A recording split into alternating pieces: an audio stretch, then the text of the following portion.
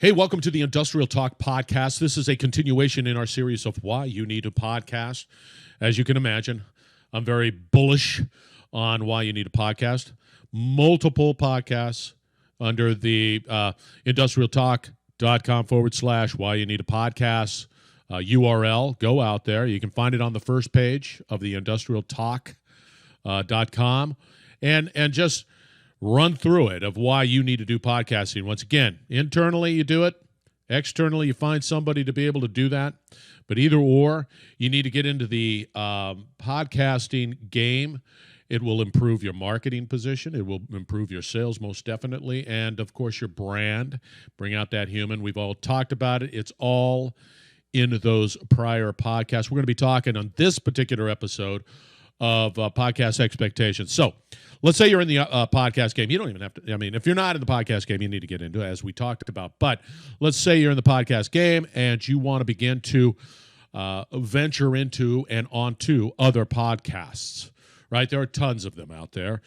Some are more applicable to your business, and they have a more applicable market avatar that they communicate to, which has greater benefit for you as a company. You can also cross-promote the podcasts. Like you can say, hey, I got my podcast. I'm on this guy's podcast, whatever it might be. There's ways of being able to do that and hit more markets, more individuals that might be interested in your service and your products, whatever it might be. So those podcasts are out there. Now, here are the expectations. When you get on my podcast, I am going to promote, I am going to push, I am going to put it on my robots, and it's going to constantly be evergreened, right? It will always be out there.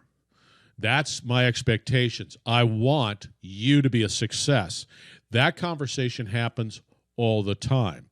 My processes simplify the engagement of anybody that's on my podcast, because I want the interviewee to be comfortable and the interviewee to be successful in what they're trying to accomplish. I have that conversation. I want to know, what do you want to gain from this particular podcast, so that when I talk to you, I have a clear understanding of what you want to achieve from this particular podcast, and we can guide that, because I want to make sure that you, once you're done going through this podcast, that you have a product, an asset that you can take to your prospects, your customers, your partners, as well internally, and say, hey, was on a podcast, this is what we talked about, and get greater interest and people listening to it, and if it's in a video, watching it, whatever it might be.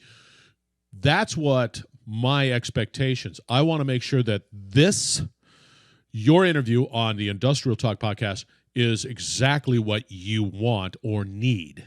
And we'll have that dialogue going back and forth. And then your expectations, because here's what happens. If I achieve your expectations, if I help you achieve those expectations, you're going to want to promote it, which then benefits my podcast, which benefit you. Everybody wins all around. If I do not do that, then that equation of benefit begins to break down. So I'm very focused on that, and I try to make it as simple as I possibly can. Now, you want to go on other people's podcasts. You should have that same expectation, right? You want to be able to say, okay, this is my target market. This is what I'm all about.